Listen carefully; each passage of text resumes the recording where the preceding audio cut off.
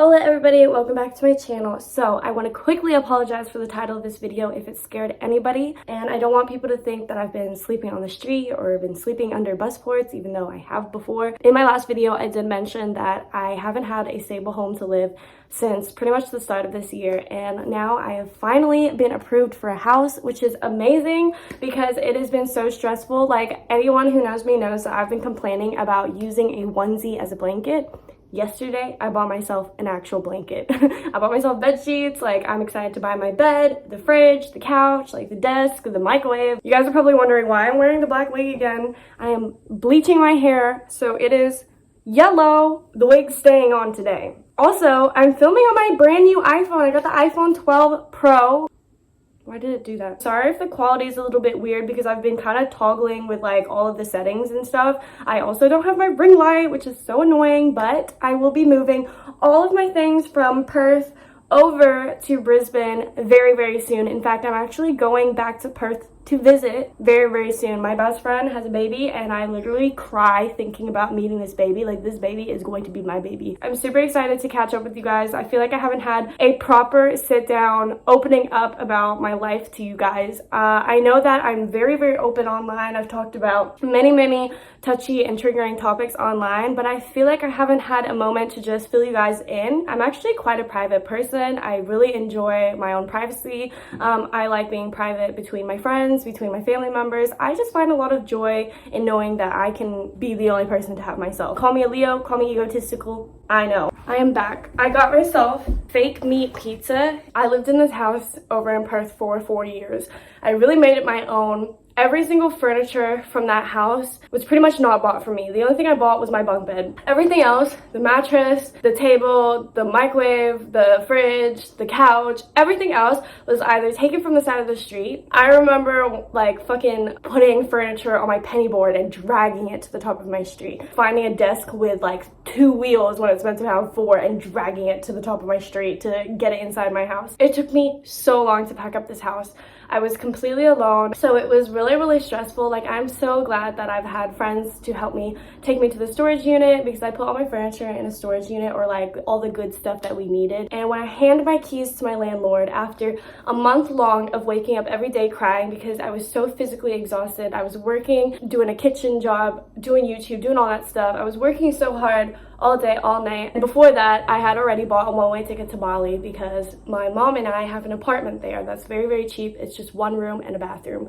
And I was ready to just move there and just focus on my art and just enjoying the easy life for 3 to 4 months or something like that. Sorry, I can't say that. That was around Kelowna. I was staying with Sunny and I was planning to stay with her for a month because I handed my keys to the landlord and she knew my ticket was a month after I handed my keys to the landlord. So she let me stay with her for a month. I found out the following day that Australia went into lockdown, which meant that my flight got canceled. There was no way to get out of the country because of the whole really scared. I was like, I have no place to stay. I can't just stay sleeping in my friend's house for however long it may be because I didn't know if this whole thing was gonna last a few months or a year or 2 years. Like, it was when we were all scared. Like, anytime you go to a grocery store, it was just, let me have a bite of pizza. I'm stressed. So I call up my mom and she buys me a ticket to stay with her. I found that out when I was on the way to work, and so I went there and I told my boss, and I'm like, look, Bali's not gonna work out, because she knew that I was gonna go to Bali and I was only gonna be working there for another month or so. And I was like, you know, Bali's not gonna happen. Borders are closed. Don't know how long this thing is gonna last. So I'm gonna stay with my mom for a little bit. I had to tell my boss, like, this is my last day at work. I didn't even know it was my last day at work. But before I flew over, let's get to it, right? Before I flew over, my mom told me the flight was on Monday. She told me this on Saturday. So on the Sunday, I got a luggage, I packed up my stuff, you know, I said goodbye to my friends, I finished my work, I did the last runs to the storage unit, packed everything all up. Very stressful. I even call up the airline company just to like confirm some flight details and stuff. Like, I asked them like how much luggage I was allowed to carry and how much it would cost if I brought extra luggage, etc. And they were very nice about it. On Monday, I show up expecting my flight and they're like, your flight was yesterday. My flight was on Sunday. My God, it was so stressful. So the lady at the counter She, you know, at this point, everyone in the airport, 100 meters apart. We are scared. Everyone's wearing masks, I got a sanitizer in my hand. Like, this was like at the peak, you know, when everyone was scared. I leave the line because I'm holding up the line because I'm supposed to be taking a flight that I couldn't take because I didn't have a valid ticket for it. And it was an expensive flight too, you know what I mean? That my mom paid for. Like, I was about to die. I cry on the phone for a little bit. I tell my mom, I'm like, the flight wasn't meant to be on Monday. It was yesterday. Like, I am upset. Like, I call my friend Sunny and I'm like, I know I just packed up everything from your house, but I don't know what's happening. Like, am I going there? Like, is there any flights left? Like, this was like the last flight you could get out, pretty much. Then I go to the line again and I'm meeting up with a Filipino man. I'm Filipino, my mom's Filipino. And while I'm crying to him, he's like, oh, you're you know, Filipina. And I'm like, all I want to do is like be with my mom and have her soup and have her cooking. And I'm like, you know, Filipino moms, they just want to like take care of you.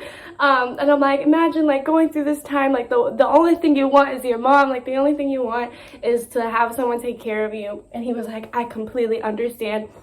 I paid him $200 and he got me on that flight. So that was brilliant. And it was all because of our mom sharing the same nationality. So that was pretty lucky. Months go by, I'm in Perth, you know, I'm kind of like all over the place, and I still was living out of 2 suitcases because all of my stuff is in Perth in a storage unit. I did go back to the storage unit in Perth like sometime in like July or something and organize some more stuff, but it was kind of like I'll get stuff from my suitcase, put it in a storage unit, and then get stuff from a storage unit and put it in my suitcase. It wasn't like I was getting an extra suitcase. Like, I've been living out of 2 suitcases. So I come to Brisbane. I spent all this time saving. I get my boobs done, which was such an achievement. Like, to me, honestly, after getting them done, my life only got really, really good. And I think it was more so that I proved myself that like anything I want, I can have. Anything I want, I know I can get for myself. And it all comes from like, you know, believing in myself, you know, careful planning, trusting the process, like all this kind of stuff. And I think that was the biggest achievement. Like, of course, like feeling confident in my body, like wearing whatever I want, like feeling comfortable, like feeling like I am who I'm meant to be. Really, the biggest achievement from getting my boobs done was proving to myself that once I put my mind to something, I can get it. Like, I've manifested everything I have in my life. Every good thing I've had, I manifested it from a young age. Like, I've manifested doing YouTube when I was fucking young. Like, I've manifested everything, absolutely everything. That just made me have so much faith in myself. You know, I got a wonderful job here where I get paid so well, and I love all the girls I work with. I'm working at a club. My job is super, super easy, and I get paid so well to do it. And I meet so many good people. Let me have a bite of pizza. You know, I'm blessed. I was able to buy myself the brand new iPhone, to get myself a new tattoo, to buy myself anything and everything I wanted. My brother asked me this year, what do you want for Christmas? And I literally could not think of anything because I have everything. I have absolutely everything I want. I have a Sunflower family community online. I am never alone. I know this sounds like I'm sucking my own dick and that I'm bragging, but it's more so that like I'm super, super grateful that I have all these things and that there's nothing I can really like wish for except for a house. Like, I just want a place to live. I wanted a place to put my clothes. I wanted to sleep on a bed that's mine. I wanted to sleep on sheets that were mine. I wanted to have my own blanket, you know, have my own space. Like, I wanted to feel like I'm living somewhere permanent and that I didn't have to be careful because I have to make sure everything can fit into 2 suitcases. Really, the reason why I got that job working at a club 3 to 4 days a week is because I needed pay slips to apply for housing for months. Like, I'm talking about months. I applied for houses and it just wasn't good enough because I couldn't prove to them that I made enough for it. Like, how do you, like, you know, it doesn't look good showing your OnlyFans. It doesn't look good like showing inconsistent money that you make because there isn't like a solid pay slip of like, oh, I'm getting paid definitely every 2 weeks, because sponsors and all that stuff is very like, you know, whenever it comes, you know. I've always been able to afford my rent. I've always been able to afford my bills. I've never really had that much of an issue with money because I'm really good at budgeting and making sure that I have enough for everything. But to prove that to someone who owns a house who wants to rent it to me is very difficult. So when I started that job working at the club, I met this girl named Kath, and she instantly was like the sweetest person I've ever met. And she instantly was like, I'm going to help you get a house. And it's because she works doing real estate. she asked me where I wanted to get a house. I told her the area, and she's like, perfect. That's the area where I take care of, you know, I take care of these houses. She didn't know me. She didn't know my YouTube channel. She didn't know my Instagram. And the reason why I bring it up that she didn't know my YouTube channel or Instagram or anything is because a lot of the people I meet, they're nice to me. But once they see my Instagram, once they see my YouTube channel, they're extra nice to me. Like super, super nice to me. So with her, she was extra, super nice to me before she even knew who I was. Before she even got to know me as a person, before she found my Instagram, etc., etc. She was determined to help me. She is just such a beautiful human being. Like, she knew how stressed I was. Like, I would tell her, like, I'm just so stressed, like, not knowing how long I can stay in this house, because I'm in Brisbane staying in my mom's friend's house. This is my mom's friend's room. I didn't know how long he was willing to keep us here because, you know, I told him I was going to be able to find a house months earlier. I didn't know how hard it was to find a house. So I'm stressing, trying to make ends meet, trying to get housing. It didn't matter how many house viewings I went to, how much I offered them. It didn't matter how much I tried to make the paperwork look super, super good and give them absolutely everything they wanted. I gave them everything they wanted, and it still wasn't good enough. And this girl, Kath, got me the house I fucking wanted. It's a beautiful house, 3-bedroom. I already talked about this. A beautiful, beautiful, beautiful house, and she made it happen like that. Like, absolutely beautiful. Like, it was such a relief. Like, when I had come home and I told my mom, like, the house was approved, and it was just after I viewed the house and realized this house was like absolutely perfect, and then it was approved by Kath instantly. I was like crying and I was screaming. I was jumping up and down. I was shaking my mom. I was like, ah! Like, my mom's friend who lives here, he was like, oh my god, like, congratulations, like, you got the house. Like, the whole neighborhood could hear that you got the house, because I was screaming, like, absolutely ecstatic. And I think what that really taught me is that it's okay to accept help.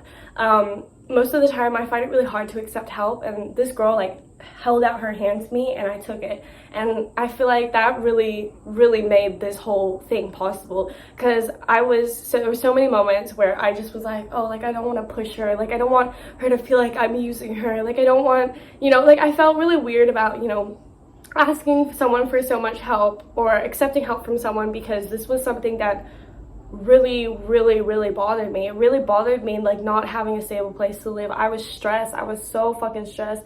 And I'm so fucking lucky. Like, I'm so lucky. Like, I'm so lucky to have you guys. I'm so lucky that, you know, I got the job. The first place I applied to, I got the job, and I get paid well, and I met that girl Kath, and everyone I work with is so fucking lovely. Yeah, so I know this video is very much like me saying how good this year has been to me, even though so many people during 2020 hasn't been able to always afford meals, hasn't been able to always afford their rent. I know people and their family members have died, gotten sick, etc., etc.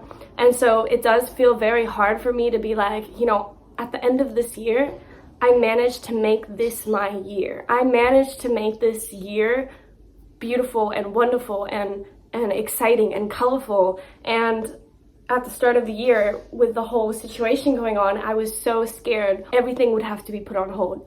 Many things were put on hold, but better things came to me. And I just want to wish you guys a Merry Christmas. It's actually like the day after Boxing Day. It's like the 27th today. And I'm really sorry that this year has been super hard for a lot of you guys. But I just want to let you guys know that this hard time is going to make you a better person. It's going to make you a stronger person. It's going to make you trust yourself. It's going to make you realize that, you know, family is important. It's going to make you realize how important, you know, having a home is.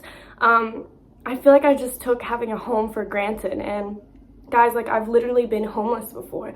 I've lived in a garage that we broke into when I was 7 or 8 years old. Like, you know, I've lived in cars. I've slept at a bus stop before. I've slept on a highway before. Like, I don't want you guys to think that I'm sitting here being like, oh my god, like, this year was the worst because I was homeless. But it was really stressful, because any problem I had, it was on top of, I don't have a stable place to live, and I'm lucky to have a roof over my head, but I don't know how long I can stay so and so. Because even when I stayed with my mom, I was staying with her friend. My mom was staying with her friend. My mom travels a lot. She moves around all the time, so she doesn't have a stable place to live. So finding this home that Kath got for us is also somewhere stable that my mom can stay. I know my mom moves around all the time, but she'll be able to feel like, oh, all of her stuff is safe in my house, you know what I mean? She has somewhere to come home to. She doesn't have to come home to one of her friends, or you know what I mean? Like, it really means a lot. I just want to also lastly shout out to my patrons.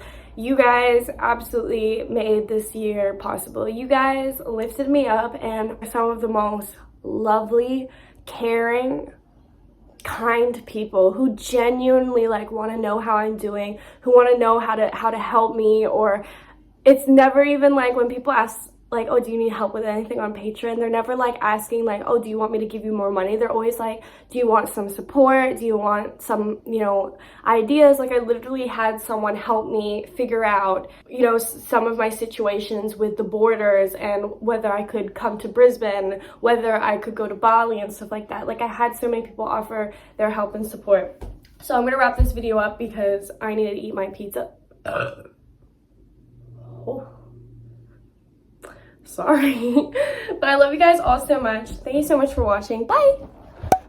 So usually I will post the quote of the day, which is something that one of you guys comment, but today I'm going to be posting this, where I basically just want to let you guys know that I'm so proud of every single person who has managed to stay and be here for 2021, even though they've had the most suicidal, harmful thoughts in 2020. And honestly, everyone here should give themselves a pat on the back, give themselves a big hug for making it through, because a lot of people did not make it through and so many people are suffering in silence. So thank you every single person who has made it through. I am so proud of you. And if you do want to be featured in the quote of the day for next week's video, then comment down your favorite quote.